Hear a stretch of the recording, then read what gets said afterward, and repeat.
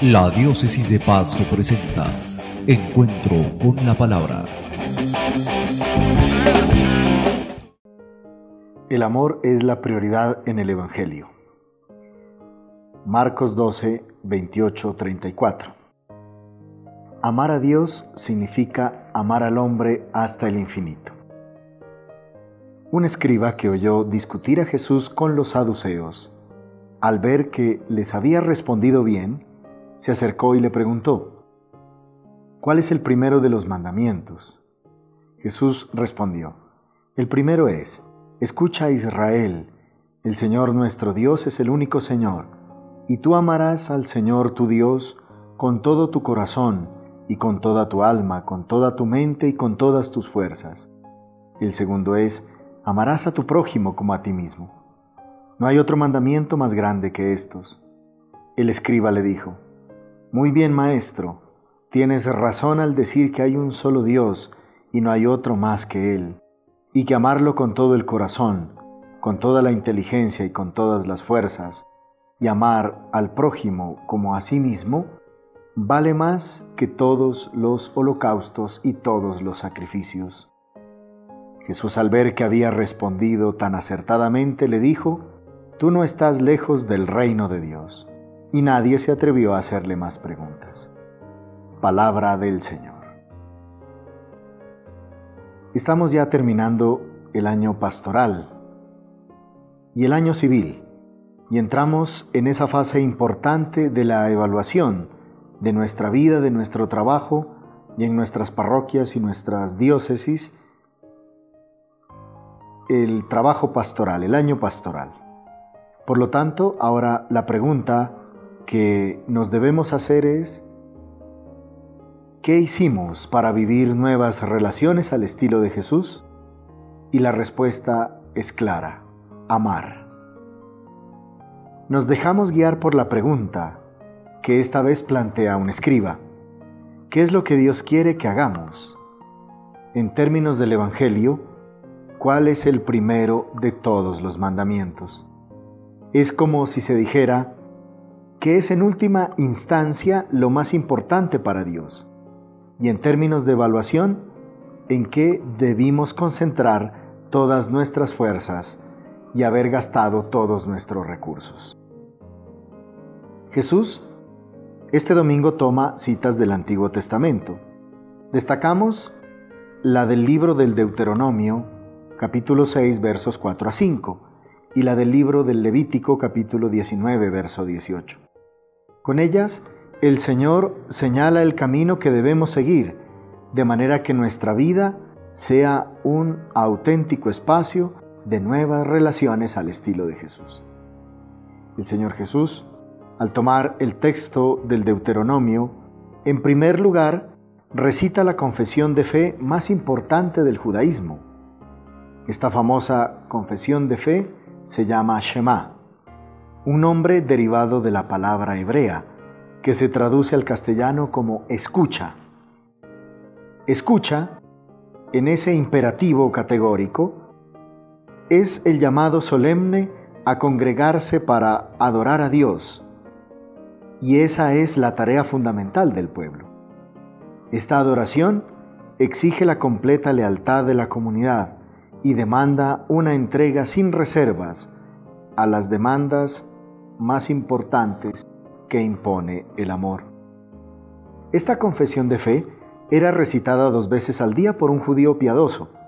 Además, ella recoge la primera y más importante tarea de un hombre de fe, como lo dijimos anteriormente: amar a Dios sin división, porque es el Dios único y con todas las fuerzas, ya que el amor se ejerce con todas las facultades humanas, es decir, con todas las fuerzas de las que disponemos. Con todo tu corazón. En la Sagrada Escritura, el corazón simboliza la voluntad, el razonamiento y el querer. Es decir, el amor no es una emoción, sino una decisión y la más importante de nuestra vida. Con toda tu alma. El alma refleja el principio de vida, los sentimientos y los deseos, es decir, que hay que amar con todas las fuerzas vitales, ya que el amor es un impulso vital.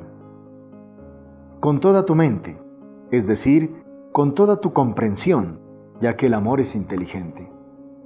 Con todas tus fuerzas, aquí entra en juego el deseo del ser humano en servir y obedecer a Dios, es decir, amar con la potencia, en general, de todas nuestras capacidades. Es la entrega total de la vida, de cada uno al amor mutuo que debe existir entre el hombre y Dios, es decir, la profunda dedicación a entablar una relación con Dios. Tal debe ser la intensidad y la cobertura de nuestro amor.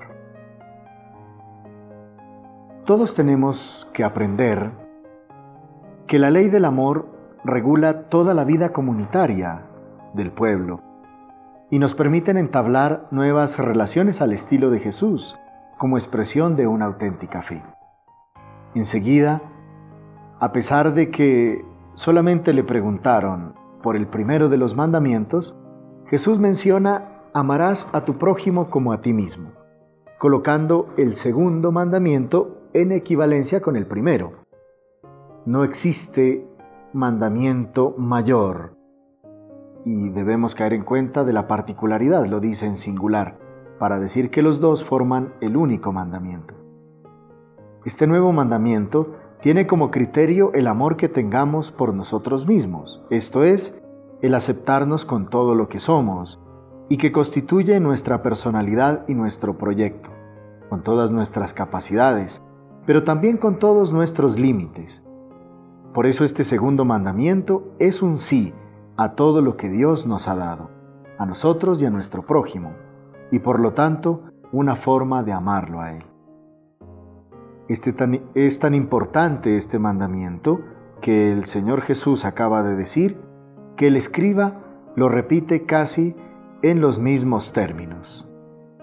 El hecho que le agregue que este amor vale más que todos los holocaustos y sacrificios indica que este es el valor número uno sobre el cual se deben ordenar en jerarquía todos los demás. Y por ser un amor de ofrenda, de un ofrecimiento del propio ser, de la propia persona, es decir, oblativo, supera ampliamente toda la espiritualidad de sacrificios que tenía el Antiguo Testamento. Las palabras finales del escriba hacen suponer que está asumiendo un compromiso con lo que está diciendo y que por lo tanto está en plena sintonía con Jesús. Por eso, la declaración final de Jesús lo coloca en la categoría de los discípulos, cuando le dice: no estás lejos del reino de los cielos. Tengamos presente que amar significa salir de la pasividad, de la indiferencia, de la comodidad, de la superficialidad, del individualismo, del concierto y la desesperanza, dejar de una vez por todas la mentalidad pastoral tradicional, tener un fuerte sentido de pertenencia a la Iglesia y de corresponsabilidad en la misión, de manera que todo nuestro ser tienda activamente, fuertemente y decididamente a Dios, con una motivación despojada de cualquier mezquindad e interés. Es así que el verdadero discípulo entonces ama al prójimo como a sí mismo, o dicho de un modo más perfecto, como Cristo nos amó. Dios es amor y el amor de Dios se derrama entre los hombres cuando se aman entre sí o se reúnen para proclamar la primacía de Dios. Y esto ocurre de manera sublime en la Eucaristía.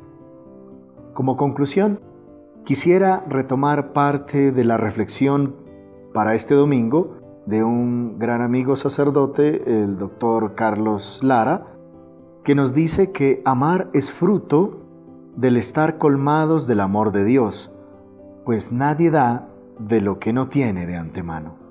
Por eso, debemos pensar en un mandamiento antes del primero, que sería, por así decirlo, el mandamiento cero: dejarnos amar, ya que no es posible mandar a amar como si esto fuera un precepto o principio jurídico.